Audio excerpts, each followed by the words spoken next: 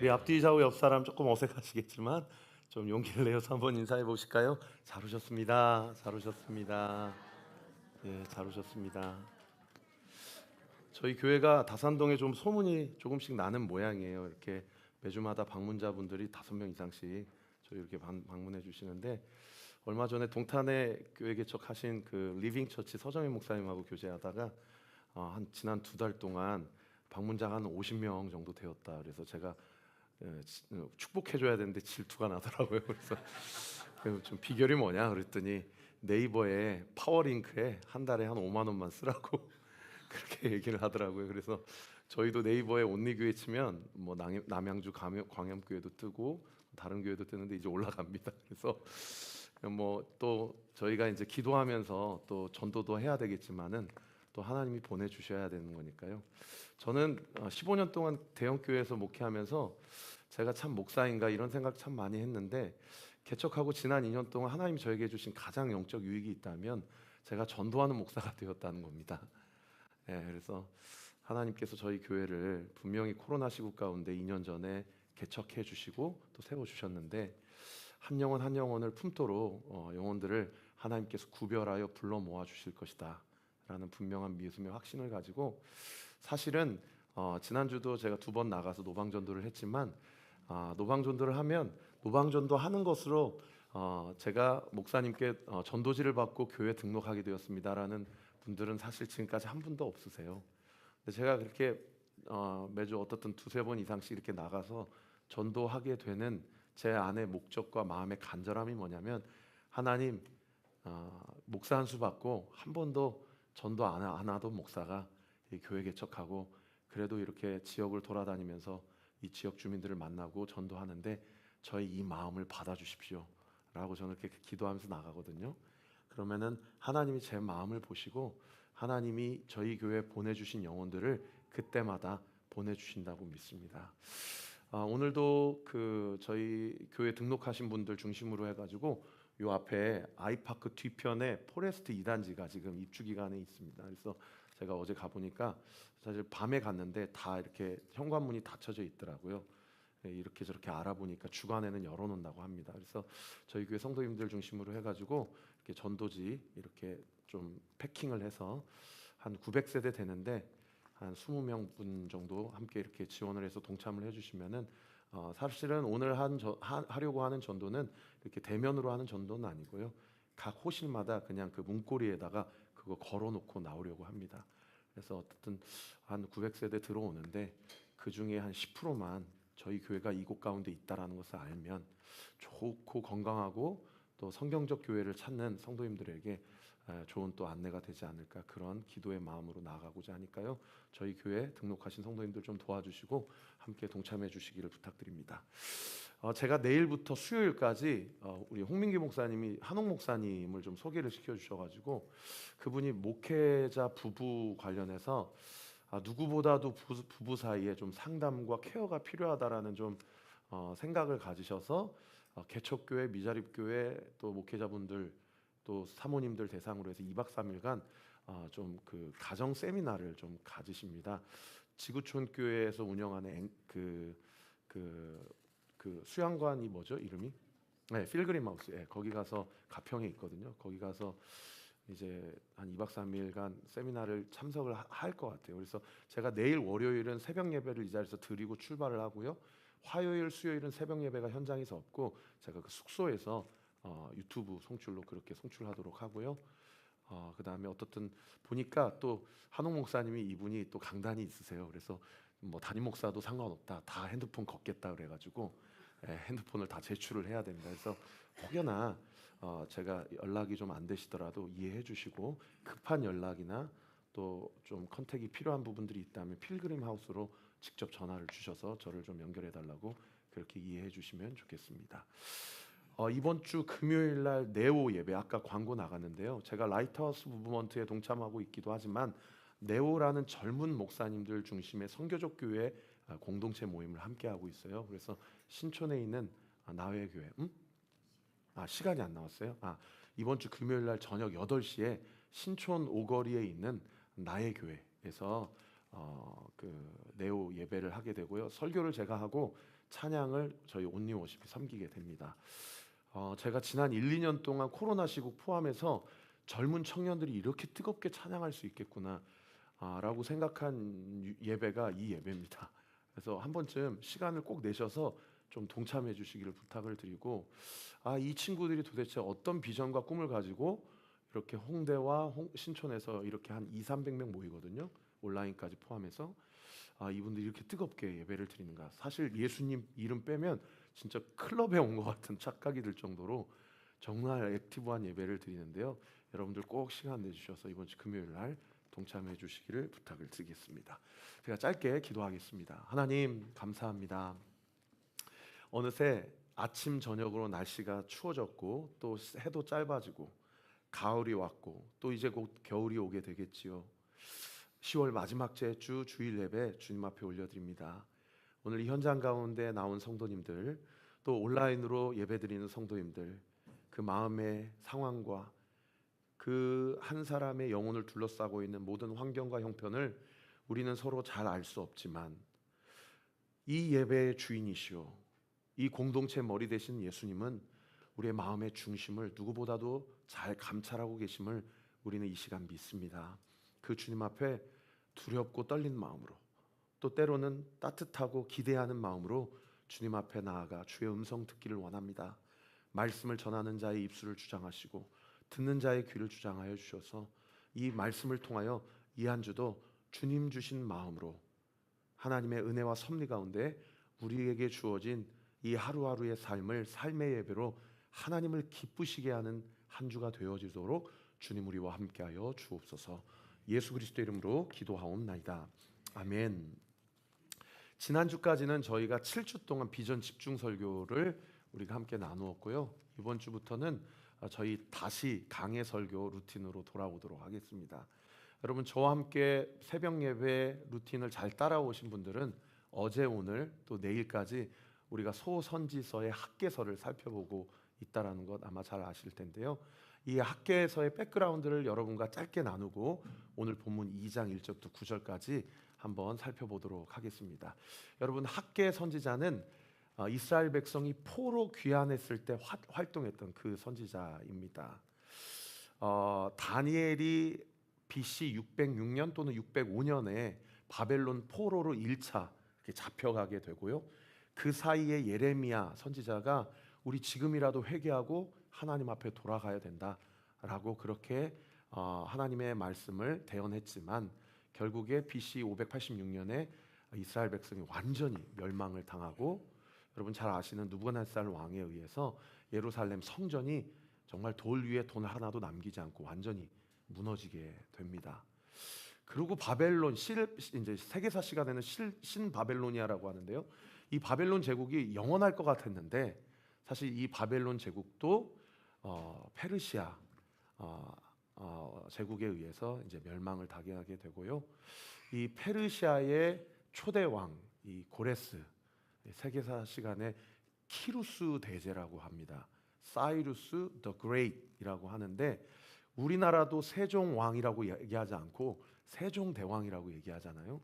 이 키루스 왕, 고레스 왕을 키루스 대제라고 합니다.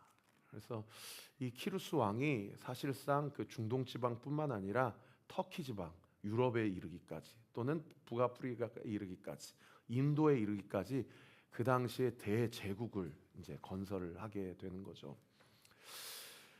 이 키루스 왕, 고레스 왕이요, 다른 여러 대제 그 열강의 그 왕들과 좀 달랐던 지점이 있다면 다른 대왕들은 다 지배하고 그 민족들을 다스리고 그 문화를 빼앗아가고 마치 일제가 우리의 언어를 빼앗아가고 우리 말살 정책을 폈던 것처럼 그런 어떤 정책을 폈던 그런 왕들이 대부분인데 이 고레스 왕, 키루스 왕은요 유일하게 각 민족의 고유의 어떤 문화와 언어와 그리고 종교를 인정하는 좀 그런 어떤 정책을 펴게 됩니다.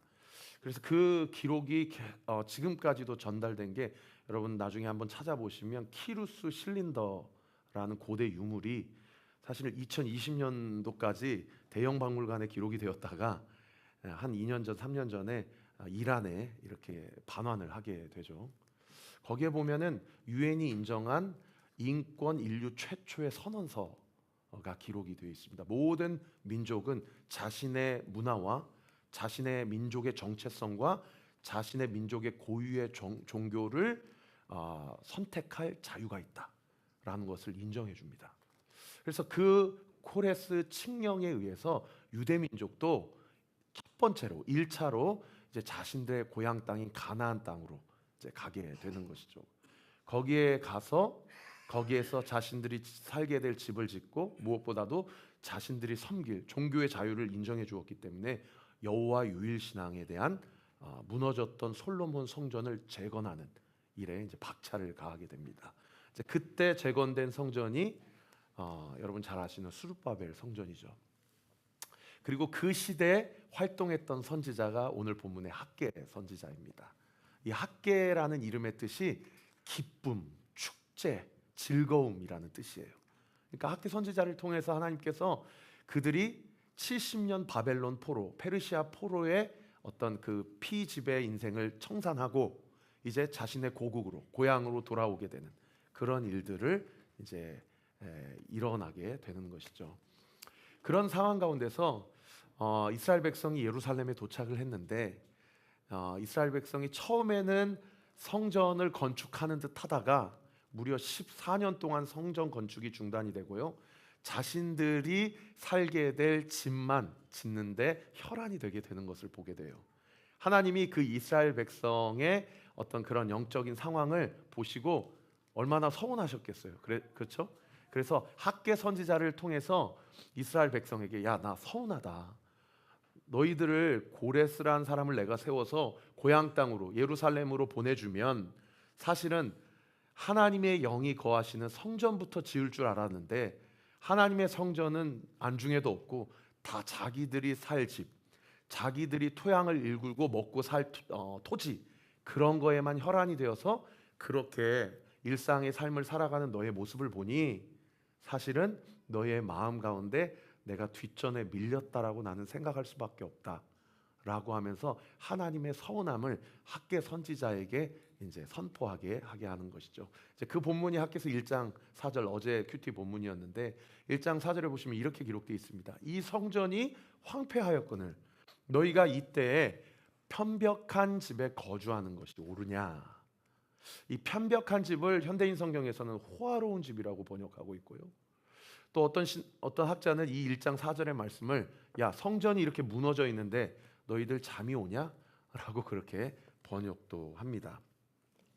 그래서 14년 동안 초반에 잠깐 짓다가 중단된 이 성전 건축에 대해서 어제 큐티 본문의 마지막 구절에 보시면 그 당시가 BC 520년으로 추정이 되는데 6월 24일 날 성전 건축이 14년 만에 재개되었다라고 그렇게 기록을 하고 학개서 1장이 끝납니다.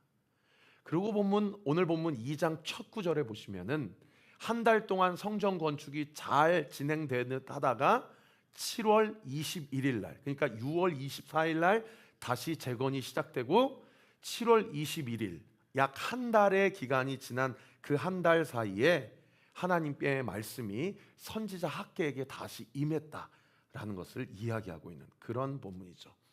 여러분 이 7월 21일에 여러분이 좀 주목을 해주시면 좋겠는데요. 이 7월 21일은 어떤 이스라엘의 가장 중요한 절기에 해당하는 날이냐면 여러분 한번 들어보셨을 거예요. 초막절 혹은 장막절 혹은 수장절이라고 하는 이스라엘 백성의 가장 큰 절기인 새 절기의 마지막 절기에 해당하는 날이 이 7월 21일 일주일간 15일부터 21일까지 일주일간이거든요. 이 초막절 기간의 7일째 되는 마지막 날 그리고 3대 절기뿐만 아니라 1년 365일 중에 7절기가 있는데 이 7절기 중에 마지막 날이 이 7월 22일이라고 보시면 되겠습니다. 이때는 레위기의 율법에 의하면 이스라엘 백성은 출근하면 안 돼요.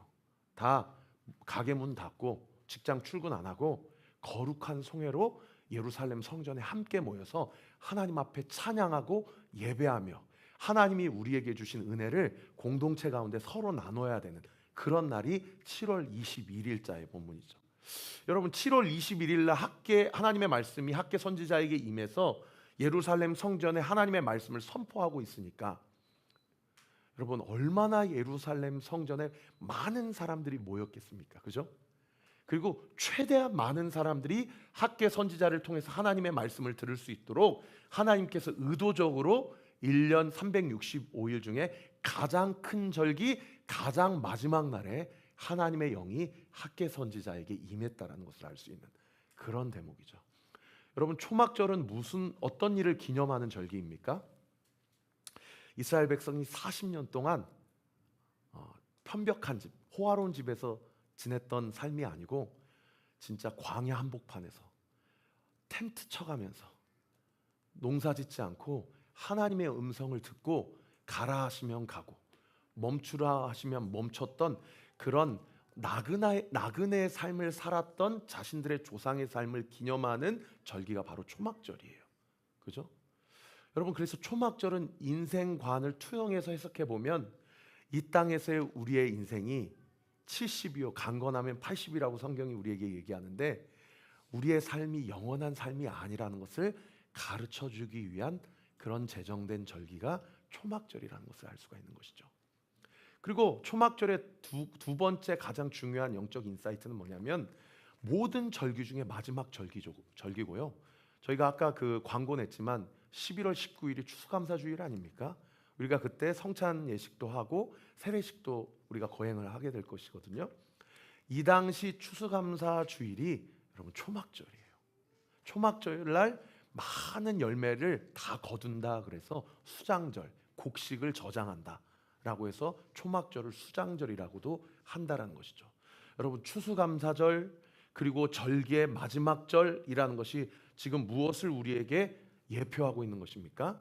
단순히 우리의 인생이 나그네 인생이다, 우리의 인생은 광야 한복판이다 라는 것을 가르쳐주기 위한 절기를 뛰어넘어 언젠가 주님이 우리의 인생의 열매를 거두게 될 날이 올 것이다. 그래서 초막절은요 예수 그리스도의 재림을 예표하는 절기예요. 이 초막절을 그렇게 많이 울고먹는 이단이 하나님의 교회 안상홍입니다.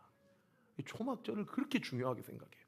우리가 다 미랄이냐 축정이 알곡이냐 축정이냐 이런 것들을 막 종교적 죄책감을 불어 넣어주면서 지금 너희의 삶 가운데 열매를 맺지 못하면 하나님 앞에서 개털 모자 쓰고 심지어 무저갱에 빠질 수 있다라고 하면서 성도들을 뭔가 그리스도 안에서 자유와 평안을 주는 신앙생활이 아니라 뭔가 하나님에 대해서 하나님은 두려움의 대상이고 우리의 인생의 삶 가운데 다 감찰하시고 다 바라보고 계시는 CCTV와 같은 하나님이시기 때문에 내가 지금 똑바로 살지 않으면 나는 하나님 앞에 심판받을 수 있고 버림당할 수 있어 라는 것을 정신 차리세요 라는 것을 가르쳐주는 그런 이단이 하나님의 교회예요. 근데 그렇더라도 어떻든 초막절이 이 두 가지, 인생은 나그네 인생이다, 그리고 인생의 결산을 할 날이 반드시 온다라는 것을 가르쳐주는 그런 어떠한 절기가 초막절이라는 것이죠. 그런 과정 가운데 오늘 보면 2장 3절에 보면 이 수많은 인파가 예루살렘 성전에 모여서 하나님 앞에 마지막으로 예배드리는 이 거룩한 성회에 하나님께서 학계 선지자를 통해서 뭐라고 얘기하십니까? 너희 가운데 남아있는 자 중에서, 그러니까 1차 포로 귀한 자들, 에스라서에 의하면 한 5만 명이 약 안 되거든요. 4만 9천여 명 되는 이 1차 포로 귀한 자들 중에서 너희가 지금 짓고 있는 이 성전이 이전 영광을 본 자가 누구냐라고 그렇게 하나님의 말씀이 임해요. 여러분 이 이전 영광은 무엇을 이야기할까요? 결론부터 말씀드리면 수룹바벨 성전이 완공되기 이전에 솔로몬 성전의 화려함을 이야기합니다. 네. 그러니까 바벨론 포로, 페르시아 포로, 잠깐만요. 70년의 인생 70년이 차고 그 다음에 포로 귀환이 이렇게 되게 됐거든요. 그러니까 솔로몬 성전이 무너지기 전에 그 성전을 봤던 사람은 그 당시 적어도 80세 이상의 노인들은 이전 영광을 본 세대예요. 한번 띄워주세요. 이런 성전을 본 거예요. 이런 화려한 성전, 이런 기가 막힌 성전을 우리 민족이, 우리 조상 솔로몬이 이런 성전을 하나님께 바쳤다. 근데 이 성전이 느부갓네살 왕에 의해서 돌 위에 돌 하나도 남기지 않고 다 무너졌거든요. 그러고 나서 70년 만에 예루살렘에 와가지고 지금 자기 집안만 먼저 호화로운 주택으로 짓고 있다가 하나님 앞에 한 소리 들으니까 다시 수룹바벨 성전을 재건하는데, 그 재건의 수룹바벨의 초라함이 이런 성전, 그 다음 한번 사진 띄워주세요. 이런 성전, 또요. 이런 성전에 이런 금, 은, 보화로 가득 찬 성전의 영광을 볼 때는 한번 2장 3절 다시 한번 띄워주세요. 얼마나 너희의 눈에 볼 때 보잘것없지 아니하냐라고 지금 이야기하고 있는 그런 본문인 것이죠. 여러분, 오늘 말씀을 통해서 제가 여러분에게 함께 좀 도전하고 나누고 싶은 첫 번째 인사이트가 뭐냐, 이 말씀을 우리의 삶 가운데 적용해 볼 때 내가 과거에는 이랬는데 내가 지금은 왜 이렇게 살지? 내 인생이 과거에는 정말 이런 적도 있었는데 왜 어느샌가 내 삶이 이렇게 돼버렸지? 라고 생각되는 그런 순간이 우리의 삶 가운데 얼마든지 있을 수 있다라는 거예요.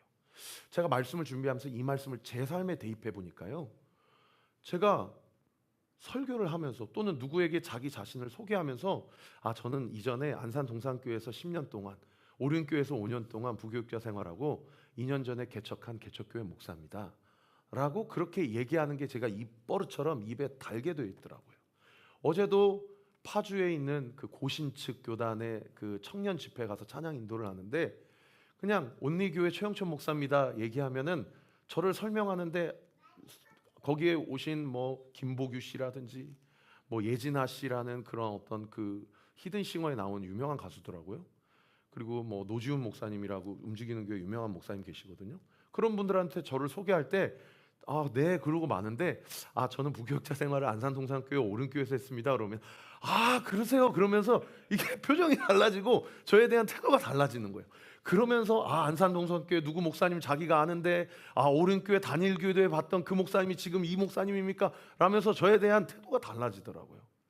저는 사실은 처음에 온리교회가 이단 교회가 아닙니다, 건강한 교회입니다, 제가 이런 교회에서 목회자 수업을 받았습니다라는 것을 이야기하려고 제가 입버릇처럼 저의 스펙을 이야기한다고 생각했어요.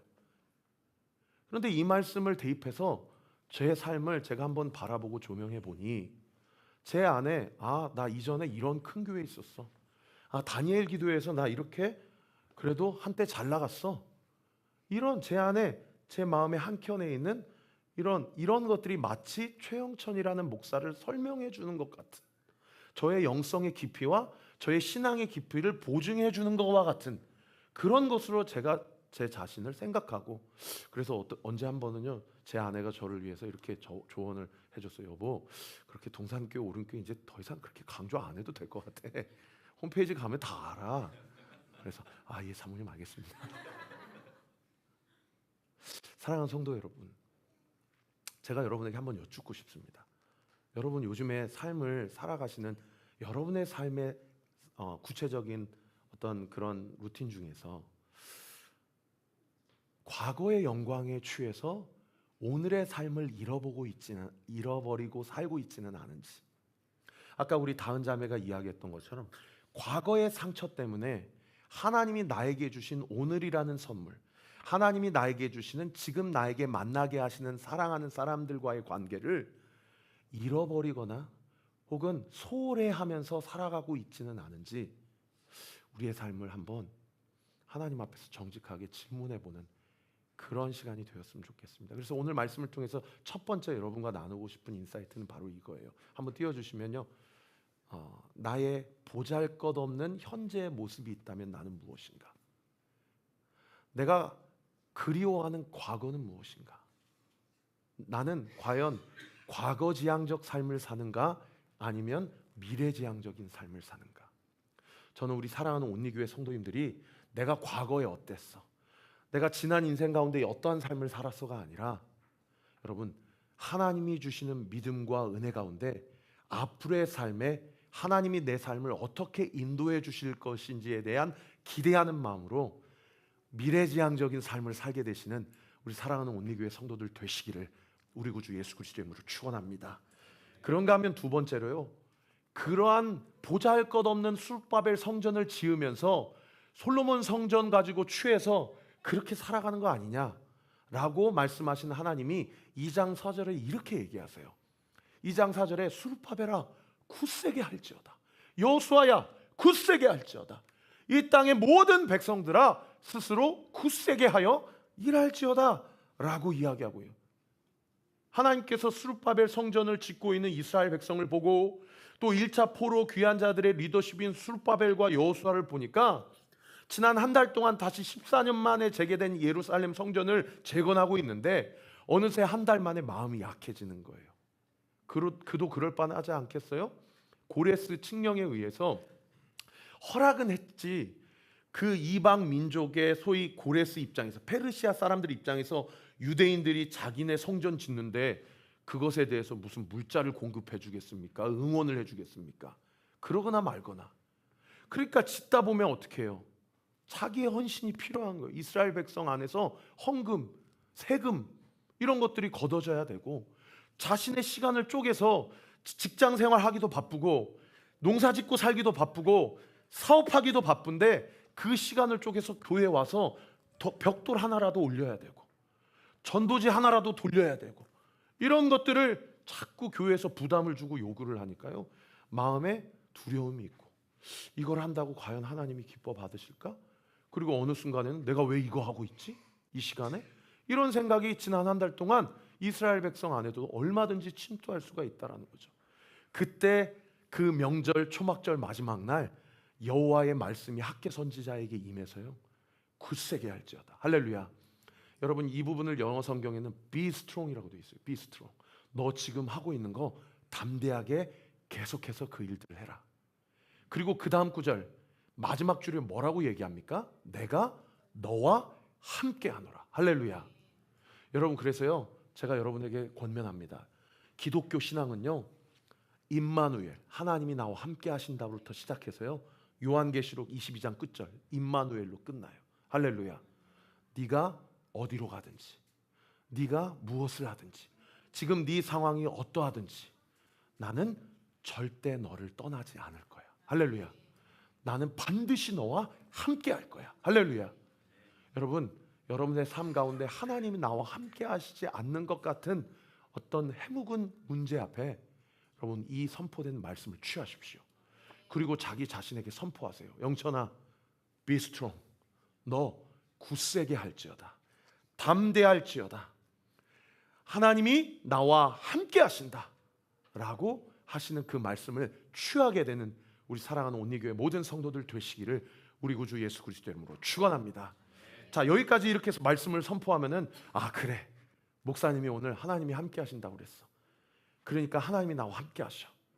그리고 내일부터 이제 나는 내 구체적인 삶 가운데 하나님이 나와 동행하신다는 삶을 믿고 내가 담대하게 살아가면 하나님이 이 문제도 해결해 주시고 하나님이 닫힌 이 문도 열어주실 거야. 여러분, 이렇게 적용을 하는 것도 나쁘지 않은 적용이에요. 근데 우리가 좀 더 구체적으로 적용하고 싶어요. 2장 4절 바로 그 다음 9절 5절에 뭐라고 기록하고 있습니까? 우리 5절 말씀을 같이 한번 읽어봅시다. 시작. 너희가 애굽에서 나올 때에 내가 너희와 언약한 말과 나의 영이 계속하여 너희 가운데 머물러 있나니 너희는 두려워할 자. 할렐루야. 그래, be strong. 하나님이 나와 함께 하셨어.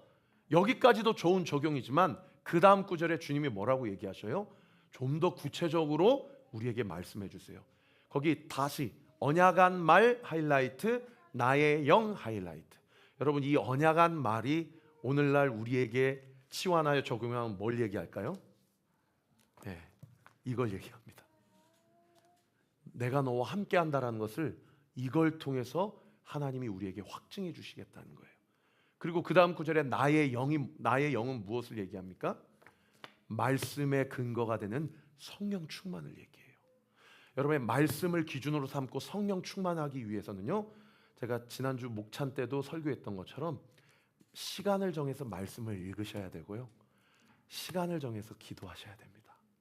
그래야 하나님이 이번 한 주 나의 삶 가운데 구체적으로 나와 함께 하신다라는 것을 내가 느낄 수 있고 주님과 함께 동행할 수 있는 삶을 비로소 살 수 있다라는 것이죠.